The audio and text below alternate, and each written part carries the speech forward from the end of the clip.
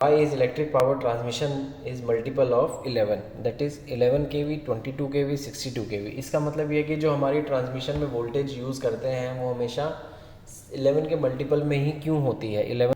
तो देखिए अगर हम AC की बात करते हैं, AC में जो हमारा करंट या वोल्टेज ट्रैवल करता है वो कैसे करता है, एक साइनसोइडल वेव फॉर्म में ट्रैवल करता है ना।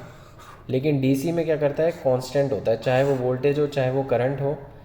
ओके, तो क्या होता है कि अगर मुझसे कोई पूछे कि भाई हमारे घर में वोल्टेज कितना आता है, हम बोलते हैं 220 वोल्ट, या फिर आपके डिस्ट्रीब्यूशन या फिर आपके प्लांट में सप्लाई कितनी आ रही है, 11 kV आ रही है या 132 kV आ रही है।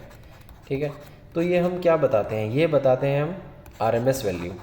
और RMS वैल्यू क्यों बतानी पड़ती है, क्योंकि क्या होता है कि ये जो साइनसोइडल वेव फॉर्म होती है ये हर एक सेकंड में टाइम वेरिंग होती है। टाइम वेरिंग मतलब कि टाइम के साथ हर एक सेकंड में, मिली सेकंड में बदल रही होती है। जैसा कि हम सबको पता है कि जो फ्रिक्वेंसी होती है 50 हर्ट्ज़। 50 हर्ट्ज़ का मतलब क्या होता है, और ये होती है सिर्फ AC सिस्टम में, DC में कोई फ्रिक्वेंसी नहीं होती है। क्योंकि फ्रिक्वेंसी का मतलब होता है कि 50 हर्ट्ज़ एक सेकंड में 50 साइकिल्स कंप्लीट करता है, ये एक साइकिल है। ऐसे ही 50 साइकिल एक सेकंड में कंप्लीट करता है, चाहे वोल्टेज की बात करें चाहे करंट की बात करें।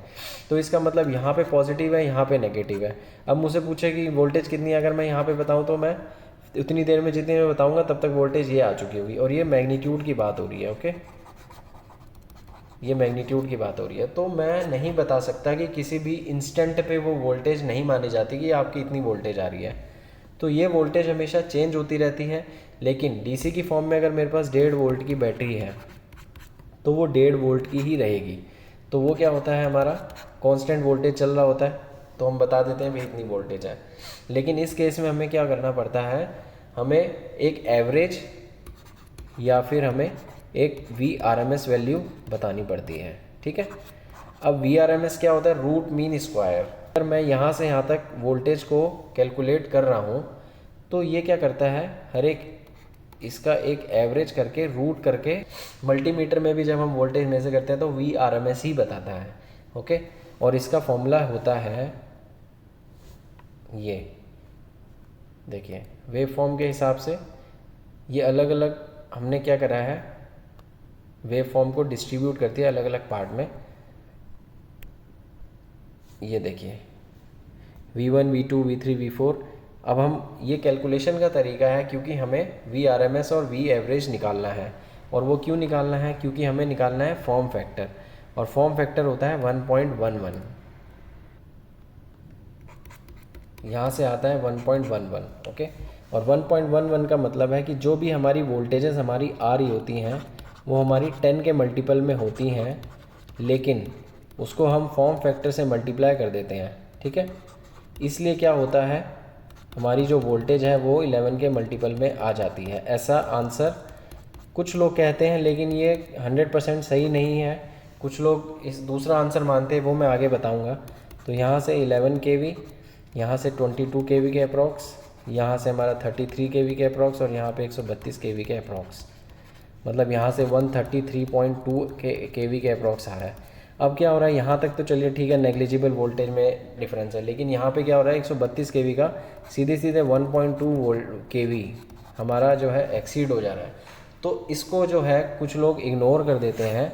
ओके, कि ये जो है हमारा आंसर ठीक नहीं है। जो थ्योरी है इसके पीछे वो ये है कि इनके मल्टीपल में अपनी वोल्टेज को ट्रांसमिट करते हैं 10 kV, 20 kV, 30 kV।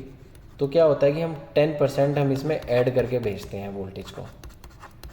ठीक है, जब हम 10% ऐड करके भेजते हैं तो क्या हो जाता है, यहाँ पे 11 kV, 22 kV, 33 kV। और ये 10% क्यों ऐड करते हैं, क्योंकि ऐसा माना जाता है कि जब हम वोल्टेज को ट्रांसमिट करते हैं तो इसमें बहुत सारे लॉसेस होते हैं। कौन कौन से लॉसेस होते हैं, इम्पीडेंस लॉस होता है, ओके, केबल का खुद का लॉस होता है, हीट लॉस होता है। तो इन सबको एडजस्ट करने के लिए या फिर कंपनसेट करने के लिए हम ऑलरेडी 10% जो है हम वोल्टेज बढ़ा के भेजते हैं, ताकि जो रिसीविंग एंड है वहाँ पे वोल्टेज हमें सही मिले जितनी रिक्वायरमेंट है।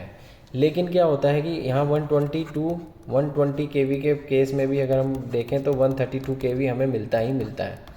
ओके, लेकिन अगर मैं 400 kV की बात करूँ या 765 kV या 800 kV की बात करूं तो यहाँ पे ये बात लागू नहीं होती है, क्योंकि इतने हाई वोल्टेज पे हम लोग अगर 10% बढ़ा के भेजेंगे तो वो कैलकुलेशन के हिसाब से नहीं आ रहा है।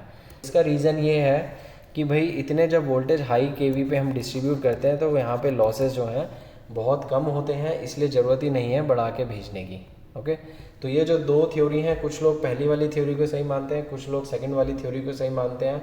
मेरा काम था आप लोगों के सामने दोनों थ्योरीज़ को रखना, जैसा आपको ठीक लगे, जैसा आपको समझ में आता है वो आप मान के अपना आंसर, या फिर आप इंटरव्यूअर को सेम भी जवाब दे सकते हैं कि इसके पीछे दो थ्योरीज़ हैं। ओके।